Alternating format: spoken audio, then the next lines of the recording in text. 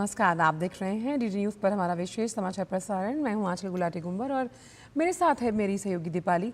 आगे बढ़ने से पहले एक नज़र सुर्खियों की तरफ। राष्ट्रपति द्रौपदी मुर्मू आज लद्दाख दौरे पर। सियाचिन स्थित बेस कैंप का दौरा करने के बाद वहां तैनात सैनिकों के साथ करेंगी बातचीत। प्रधानमंत्री नरेंद्र मोदी आज पुणे में भूमिगत मेट्रो का करेंगे उद्घाटन और एलिवेटेड रूट की रखेंगे आधारशिला। 22,600 करोड़ रुपए से अधिक की लागत वाली विभिन्न परियोजनाओं का भी पीएम के हाथों होना है उद्घाटन और शिलान्यास। जम्मू कश्मीर में आज और चढ़ेगा चुनावी पारा। गृह मंत्री और वरिष्ठ बीजेपी नेता अमित शाह 5 रैलियों के जरिए पार्टी के पक्ष में बनाएंगे माहौल। वहीं हरियाणा से असंध की रैली में पूर्व सीएम हुड्डा, कुमारी शैलजा और रणदीप सुरजेवाला भी राहुल गांधी के साथ करेंगे साझा मंच।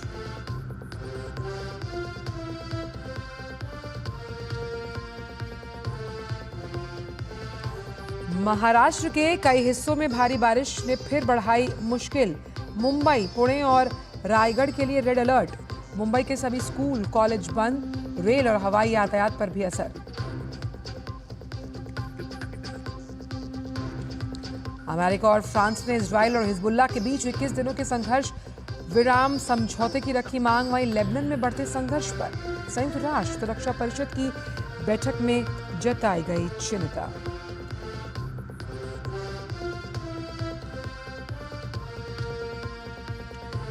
और खेल की खबरों में चेस ओलंपियाड के चैंपियंस के सम्मान का दौर जारी। शतरंज संघ ने की इनाम की घोषणा। पहली बार महिला और पुरुष दोनों वर्ग में टीम ने अपने नाम किया स्वर्ण पदक।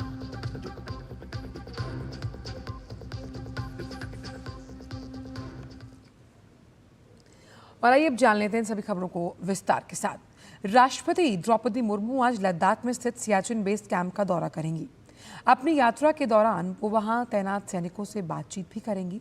सियाचिन वो जगह है जो दुनिया के सबसे ऊंचे और दुर्गम युद्ध क्षेत्र के रूप में जाना जाता है। यहाँ शून्य से काफी नीचे तापमान और कठिन परिस्थितियों में हमारे सैनिक लगातार देश की सुरक्षा में तैनात हैं। प्रधानमंत्री नरेंद्र मोदी और रक्षा मंत्री राजनाथ सिंह भी यहाँ सुरक्षा स्थिति का प्रत्यक्ष आकलन करने के लिए सियाचिन का दौरा कर चुके हैं।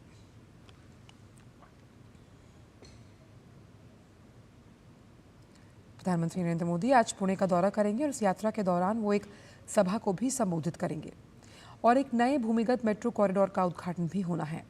इसके अलावा 22,600 करोड़ रुपए से अधिक की लागत वाली विभिन्न परियोजनाओं का उद्घाटन और शिलान्यास है। पुणे मेट्रो कई अनूठी विशेषताओं से सुसज्जित है, जैसे कि एल्यूमिनियम बॉडी से बनी ये देश की पहली हल्की मेट्रो है। स्टेशनों पर 100% वाटर रिसाइकल, शून्य अपशिष्ट निर्वहन, नो ट्री कटिंग पॉलिसी, सुविधाओं का एकीकरण और ऊर्जा से संयंत्रों का जुड़ाव पुणे मेट्रो की कुछ अनूठी विशेषताएं हैं।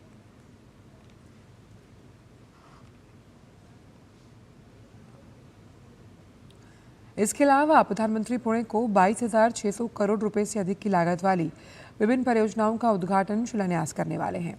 करीब 2,950 करोड़ रुपए की लागत वाली पुणे मेट्रो फेज 1 के स्वारगेट कात्रज एक्सटेंशन की आधारशिला रखेंगे। भिड़ेवाड़ा में क्रांति ज्योति सावित्रीबाई फुले बालिका विद्यालय के स्मारक की भी आधारशिला रखी जाएगी। वहीं स्वदेशी रूप से विकसित लगभग 130 करोड़ रुपए की लागत वाले 3 परम रुद्र सुपर कंप्यूटर राष्ट्र को समर्पित किए जाएंगे। मौसम और जलवायु अनुसंधान के लिए तैयार 850 करोड़ रुपए से हाई परफॉर्मेंस कंप्यूटिंग का भी उद्घाटन होना है। पेट्रोलियम और प्राकृतिक गैस क्षेत्र में 10,400 करोड़ रुपए की लागत वाली विभिन्न जो पहल है उनका शुभारंभ होगा, जिसे राष्ट्र को समर्पित किया जाएगा। वहीं ट्रक ड्राइवर्स और कैब ड्राइवर्स की लंबी यात्रा के दौरान उन्हें 2,170 करोड़ रुपए से अहम जो योजना है उसका भी लाभ दिया जाएगा। वहीं 6,400 करोड़ रुपए से अधिक की लागत वाली बिटकिन औद्योगिक क्षेत्र को राष्ट्र को समर्पित किया जाना है।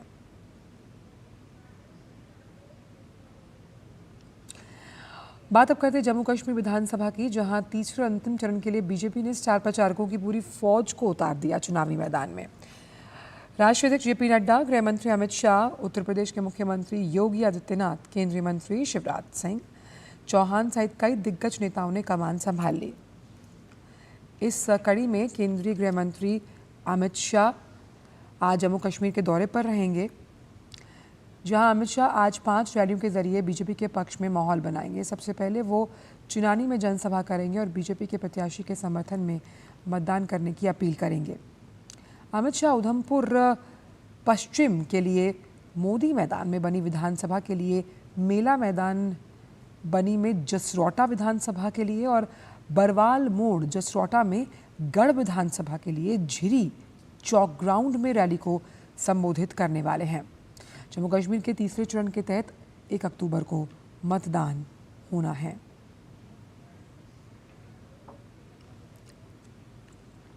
बात हरियाणा विधानसभा चुनाव की, जिसके लिए कांग्रेस ने पूरी ताकत झोंक दी। राहुल गांधी आज करनाल के असंध और हिसार में बरवाला में चुनावी रैलियों को संबोधित करने वाले हैं।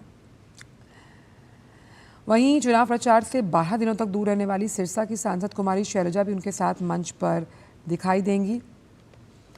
कुमारी शैलजा के कार्यालय की तरफ से जारी किए गए कार्यक्रम के अनुसार शैलजा असंध से पार्टी उम्मीदवार शमशेर गोगी के समर्थन में होने वाली रैली में भाग लेंगी। खास बात यह कि शैलजा के साथ भूपेंद्र सिंह हुड्डा और रणदीप सुरजेवाला भी मंच साझा करेंगे। भारतीय जनता पार्टी के अध्यक्ष जेपी नड्डा आज ओडिशा और छत्तीसगढ़ के दौरे पर रहेंगे। जेपी नड्डा दोनों राज्यों की आयोजित पार्टी के सदस्यता अभियान कार्यक्रम में शामिल होंगे। वहीं पार्टी कार्यकर्ताओं को भी संबोधित करेंगे। इसके अलावा जेपी नड्डा ओडिशा के खोरदा में डॉक्टर भीमराव अंबेडकर की प्रतिमा और छत्तीसगढ़ के रायपुर में वीरांगना रानी दुर्गावती जी की प्रतिमा पर माल्यार्पण करेंगे। मुंबई समेत पूरे महाराष्ट्र में भारी बारिश के कारण हालात चिंताजनक हैं। मूसलाधार बारिश के चलते आम जनजीवन अस्त व्यस्त हो गया। मौसम विभाग ने आज भी मुंबई, ठाणे, पुणे और रायगढ़ में भारी बारिश का रेड अलर्ट जारी किया। साथ ही लोगों को सतर्क रहने और बाढ़, जल जमाव और अन्य आपदाओं से बचने के लिए सावधानी बरतने की सलाह दी। बारिश के कारण रेलवे ट्रैक पर पानी भर गया। इसकी वजह से लोकल ट्रेन का संचालन भी प्रभावित हुआ। मुंबई के अलावा मराठवाड़ा और पश्चिम महाराष्ट्र में भी भारी बारिश हो रही है। बारिश के रेड अलर्ट को देखते हुए मुंबई में बीएमसी आज सभी स्कूल और कॉलेज बंद रखे हुए हैं और बेवजह लोगों को घरों से बाहर ना निकलने की सलाह भी दी गई है।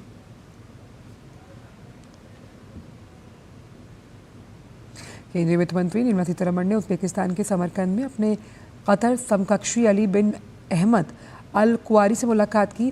दोनों के बीच द्विपक्षीय व्यापार, निवेश, डिजिटल पब्लिक इंफ्रास्ट्रक्चर और बीआरटी समेत कई विषयों पर चर्चा हुई है।